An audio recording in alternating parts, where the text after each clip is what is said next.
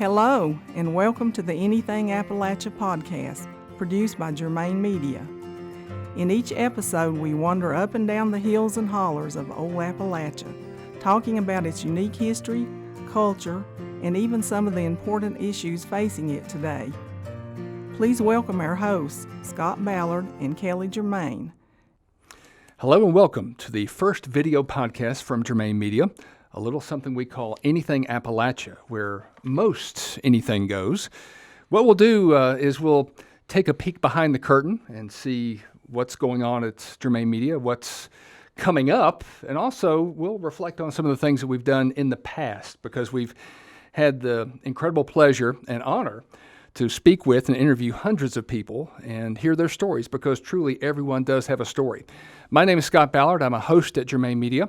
Off camera, we have the vice president for Germain Media, Whispering Tristan Ham, who's our sound guy and producer for the show. Sitting with me is El Presidente, who we refer to as the guru of Germain Media, Kelly St. Germain. So Kelly, the good jumping off place for this is what's going on? Where are we right now with Germain Media? Well, Scott, I'm excited. This is our first episode of Anything Appalachia, and who knows where we're going to go from here, but let's get it rolling. Down the rabbit hole. Down the rabbit hole, here we go. It's been a busy week at Germain Media. We've got a lot going on. Really excited. As most people know, our love for Appalachia and the history and the videos and the podcasts are what we do on the side. That's our passion. I wish we could afford to do it full time. But we got to keep the lights on, and we do that in a lot of different ways. And I'm really excited. We got picked to design a website for one of the Olympic training centers in the United States. How many are there? I believe there's 3, okay. And this one is located in Ohio, and they are getting ready to send, I think, 3 participants to Rio for the Olympics. I think we should host the Olympics. As in Germain Media? Yeah, actually, I think the bidding process has begun for 2020, right? So yes. We should. I think that I don't know if we have enough money, Scott. I mean, it seems to be a pretty Rio doesn't have any money. Rio is broke. It seems to be a pretty corrupt process. Well, I mean, we've got plenty of swimming holes in the new river, and they can do the brutal 100 as they bike around the high country. And this is true. Yeah, I think we should put a bid in next year. We could actually have them bike to another place that we've been a lot. We've been running around all sides of Pond Mountain lately. That would be a heck of a place to have an ultra marathon or mountain biking. I've got a great mashup for you. And you know how I love mashups. Okay, so it's Survivor meets the Olympics. Ooh. That's what I'm talking about. I like that. Yeah, so that's the twist. So we need to modernize the Olympics, right? So we've got the Greek tradition, and then we can just modernize it with kind of like Survivor. I you know what? I think they're already doing that. It's called the X Games. ESPN figured that out a couple of years ago. What is the average lifespan of an X Games participant? Yeah, probably about like 32. That's old. That's really I'm talking about old. lifespan, not the age when they participate, how long they make it. I mean, we're talking about flipping snowmobiles off ramps. It's just not a good idea. And that's a good jumping off point to get back on topic. Already we're running down the rabbit hole. This is Anything Appalachia, and we're talking about snow machines. What's a snow machine? I have seen one in Ashe County, a snowmobile. Did you? I have seen snowmobiles in Ashe County. We get plenty of snow. Well, we get snow, but I've not seen any snow machines. Okay, well. All right, so the next segment that we've got, and I've already lost my way. Where is the next segment? Oh, the next segment is we pull out the childhood, a toy from our childhood, the See and Say. This is a segment where we take the incredible career risk of allowing a children's toy to dictate the next topic of our program. So give her a tug. Well, before I do that, let's talk about where you found this thing. I mean, every one of us as a kids had one of these See and Says, but it was usually one of the big ones. Right. I've never seen one this small. Where in the world did you find this? That's the travel edition. That's what, in the back seat, And, the great thing about this is that there's nothing digital about it. No. That is an analog toy. For those of you kids who have no idea of anything that exists that's a toy that's not digital, that's an analog toy. Yes. So where did you find it? Well, I'm not going to plug. No, I'm not. Okay. I'm not going to. No. But it wasn't easy. I will say that. Yeah. All right. So what we've done, folks, is we've got a cat, a rabbit, an owl, chicken, goat, mouse. Is this a test? turkey, Is this like a barnyard test? And we have associated topics with every one of these. So I'm going to pull the lever and see what topic we pull up. And then we're just going to have a conversation about that topic, which is pertaining to something old Appalachia. So here we go. Turkey. We got a turkey. Tryptophan. Let's see. Let's look on the list. A turkey goes with home remedies. Oh, So really? Let's talk for a few minutes about Appalachian old-time home remedies. All right. Well, that's easy, right? That is a softball. That's right down the middle. That's in the wheelhouse. So the first thing I've got to go to is the itch. The itch. Has anybody out there ever had the itch? And if you have, you know what it is. We don't have to say any more. You would probably like us to go to the next segment. You know, the power of the imagination is so much more real than reality. Well, Scott, where did we first hear about the itch? Do you remember that? Yeah, I do. We were in Allegheny County. And the thing that blew me away, the first person that we interviewed that told us about that, along with other things, I thought it was a personal problem, but we very quickly... It's a family show, so we can't go there. We very quickly learned. We interviewed person after person after person, and anybody growing up evidently in the 30s, 40s, 50s, they know what the itch is. What was the itch? I believe the technical term is scabies. Scabies. And we heard about, when you have a lot of people living in close proximity, in a farm setting where you're dealing with animals and everything that goes along with that. There's a tiny little mite. A mite that you bring into the house. And when one person, kind of like lice, I guess, when one person gets it, everybody gets it. So the cure wasn't much better than the problem, as I recall. No, we heard several different cures. I remember, the one that I remember most was a lady talking about melting like bars of sulfur in a pot on the wood stove and making this thick yellow paste that made the whole house just absolutely stink. Yeah, and so what happens is everybody goes to the beach that week, right? No, that wasn't an option in the 30s and 40s. Basically, everybody just stunk. Well, I mean, if one person's going to stink, right? It's like if one person has onions for dinner, yes, everybody needs to eat onions and garlic. Absolutely. And so you would slather that paste all over yourselves and hopefully wash all your clothing and everything else that you could, change out anything and everything you could. And I guess after a week or so, hopefully it was gone. Right. I mean, you would know, but gosh, that'll burn all your clothes and just, be libertines for the summer. What are some of the other? That was definitely the most memorable. And and not to slight Allegheny County in any way. It happened all over. It happened all over. We've heard it in Avery, East Tennessee, Southwest Virginia. It was a pretty common thing back in that time period. I think the other thing was some of the, I guess, mind over matter, because if you do any research about medical cures or whatever, placebos actually work a third of the time. Correct. And so when we're talking about some of the faith healers, yep, in terms of just basic things like a faith healing for a headache, and we're not really talking about God per se, it's just the faith in the person dispensing the medical advice or the remedy, if you will. Going back to Allegheny County, my mind just completely went blank. What was the name of the faith healer? Oh, you're doing the same thing. We actually did a TV show on that, but that was 3 years ago. So we'll come back and revisit that. What are some of the other, how's that for a good transition? What were some of the other home remedies? I remember, hearing about kerosene splashed on cuts. Oh my. What was the bag? Oh, paregoric. Anybody out there ever take paregoric? That was basically opium, wasn't it? Right, I believe that you could buy up through the 70s before it was outlawed. And what else was there? Oh, Saved by the Bell. Thank you to our producer, Silent Tristan Ham. Whispering Tristan Ham. Whispering right. Tristan. So the next segment that we've got is a word from our sponsor, and that is the Germain Media page at patreon.com. So for those folks who are listening or watching this, what is patreon.com? Patreon.com is a really cool social media crowdsourcing platform that has been going, I guess, about 2 or 3 years now. The first one that a lot of people heard of was Kickstarter. And we actually did a Kickstarter campaign.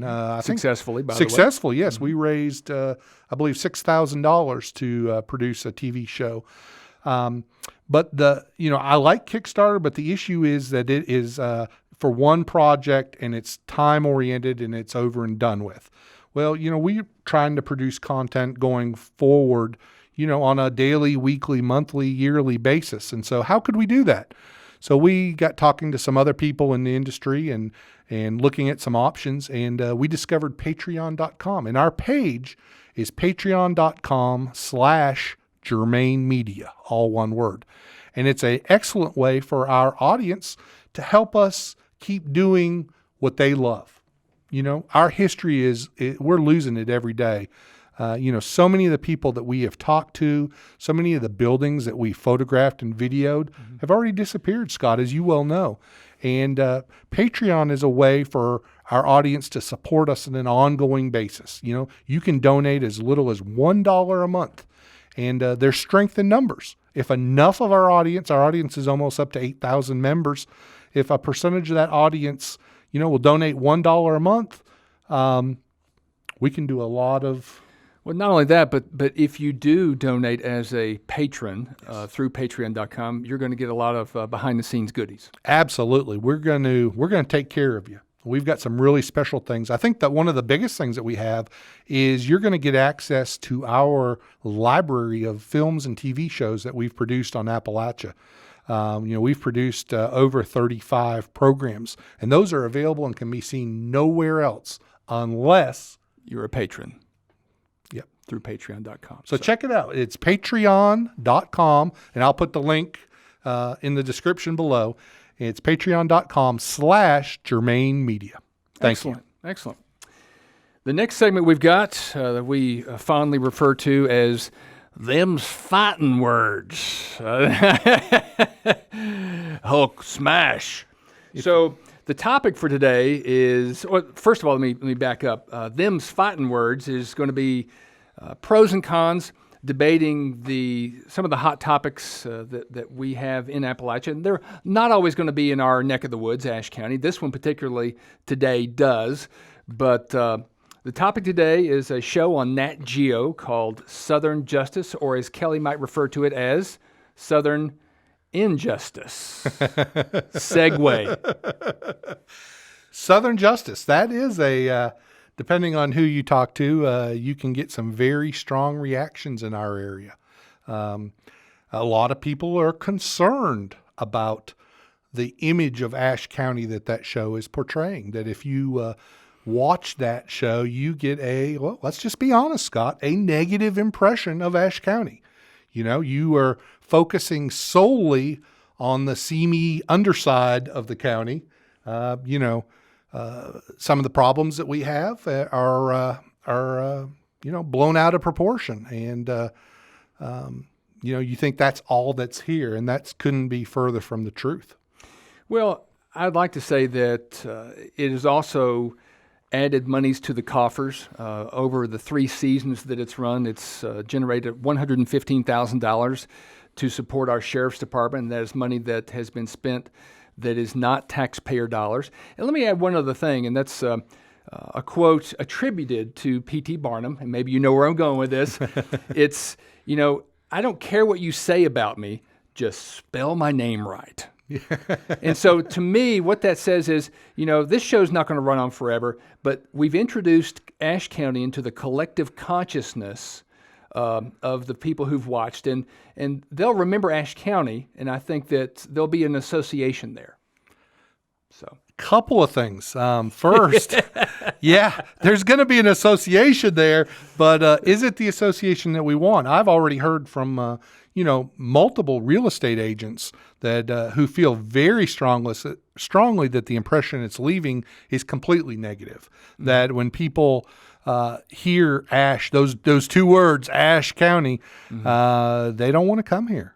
So, an argument could be made that it's costing us money. You brought up a second ago that it's raised $115,000 for our Sheriff's Department, which I want to highly praise. I think we have a fantastic Sheriff's Department in Ashe County. I think they do amazing work and fully support them. But, if it's raised $115,000, how much does it cost? What's the net gain there? Right, and that's incredibly intangible, as you well know. It is.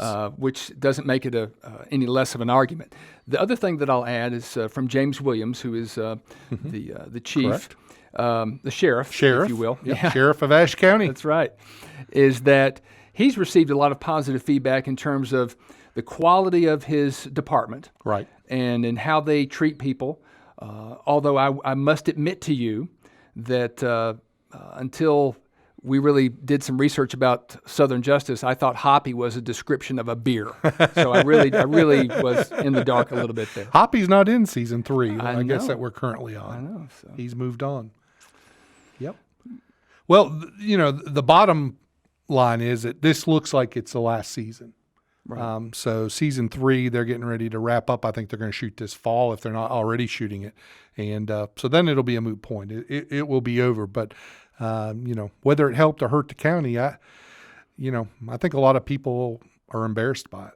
Well, and I think that it does show, I had a friend of mine actually just resigned from the Sheriff's Department. And it wasn't because of anything in the department. It was because when you are a deputy, you have to deal with people at their worst, whether it's a crisis or they're in trouble, they've broken the law. You're dealing with people at the worst moment of their lives, yep. whichever end of the spectrum you're talking about. Something Absolutely. they've done or something's been done to them.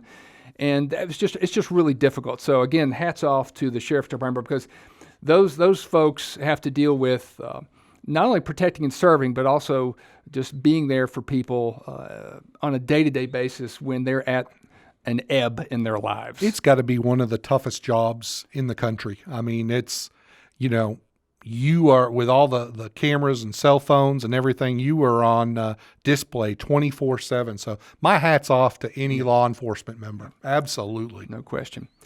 All right, coming up to the bell. Oh, that is just amazing. How did we time it so well? It's just amazing. So this segment is talking about taking some of your questions. And because, as you alluded to, we have such a engaged and diverse audience, specifically through Facebook, but they generate a lot of questions. And we're going to try to address some of those questions every week in every episode anyway. So what are some of the questions that you've got for us this week? Well, we appreciate everybody that submitted a question to us, and we want to encourage you in the comments below this post to leave us a question for next week, and we'll try to get to it, and we will read your name and online, and we're going to choose 3 questions every week. And of those 3 questions we choose, what are we going to do, Scott? We're going to give them a free... One of them, we're going to have a random drawing. Before you give away the farm, we're going to have a random drawing, and out of the 3 questions we choose, one of those individuals is going to get a free ball cap or shirt, their choice. Nice. We've got a black shirt, we've got a blue shirt, and Tristan, who you can't see, is wearing our hat. So you'll get to pick one of those. So are you ready for the first question of the week, Scott? And if you would like the hat, Tristan he could break it in for you. Yes, he's got a lovely sweat stain on that one, so it's authentic. Yes, it's the real deal. All right, cool. Our first question of the week comes from Nida in Butler, Tennessee.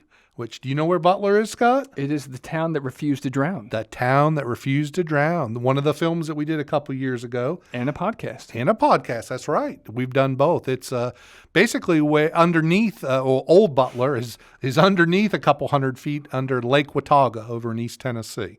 And New Butler, I guess that's where Nida lives, is the town that resulted after the waters rose, so to speak. Mm-hmm. So Nida asked...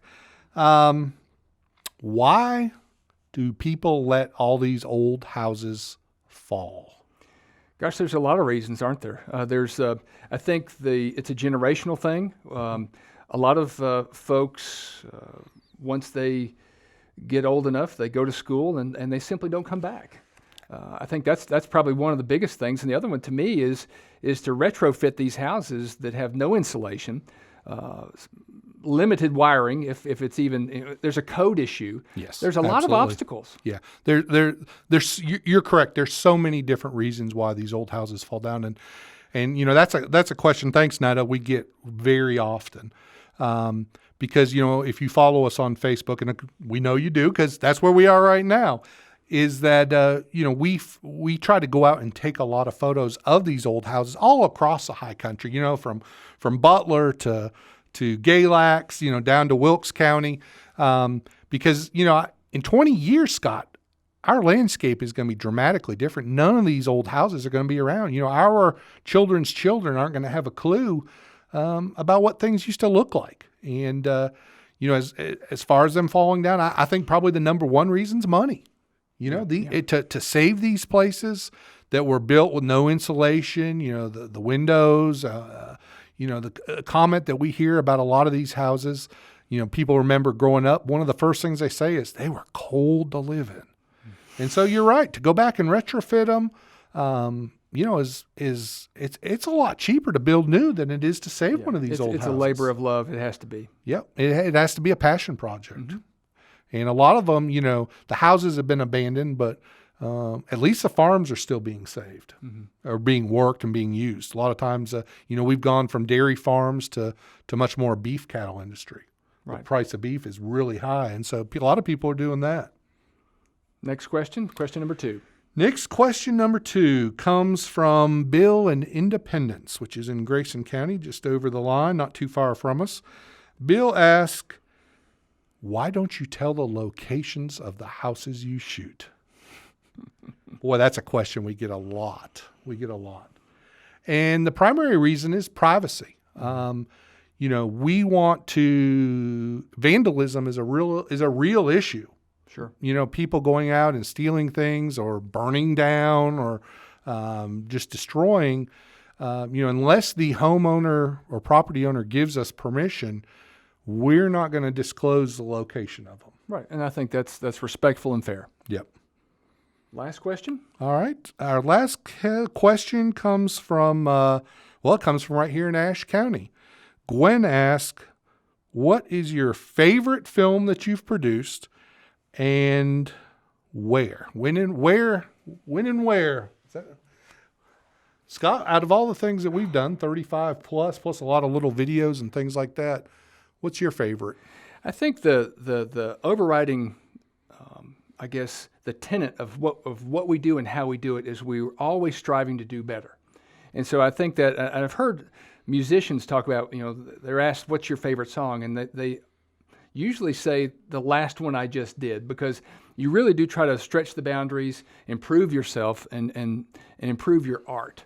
So I would say it's probably some of the last ones that we did, just in general, because I felt like those were the best that we'd ever done. I agree. I'm really excited about this new series that we're producing called the Backwin Stories.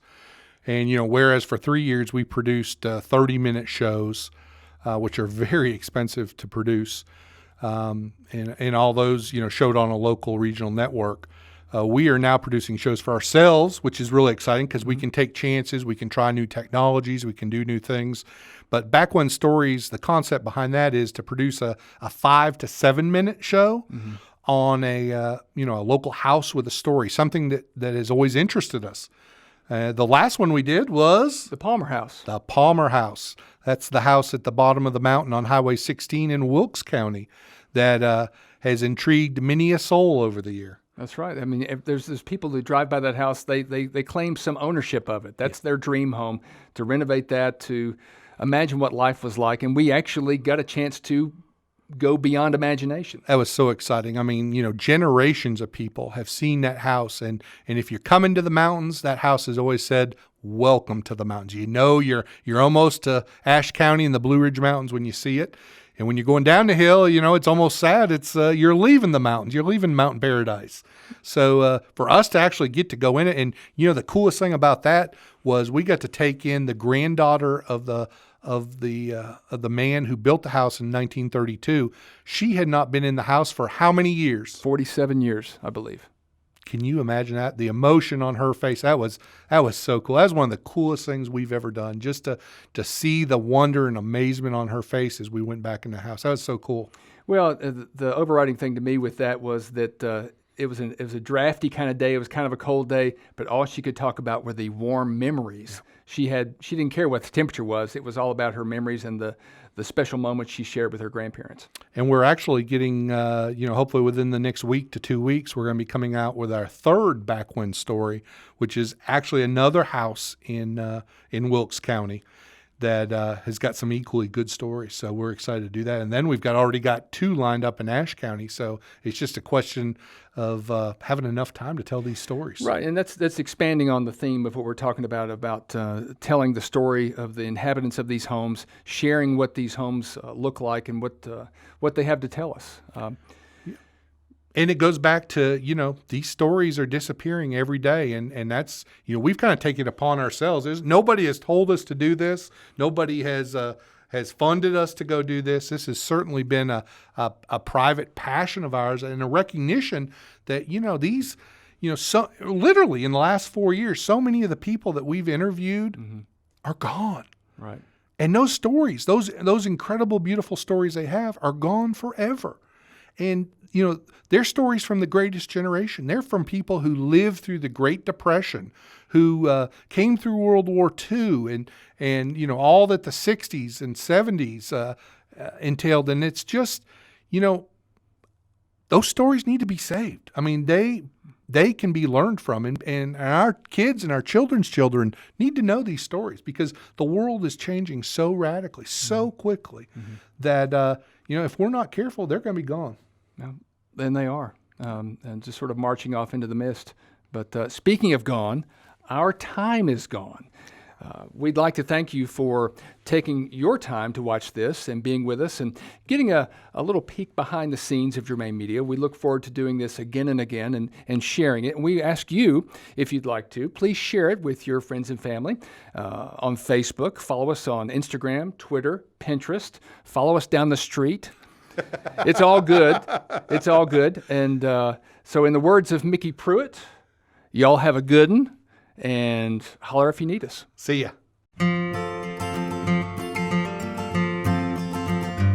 That brings to a close another edition of the Anything Appalachia podcast, produced by Germain Media. We hope you enjoyed the conversation and will tune in next time. Until then, here's hoping that you and yours are fine and dandy.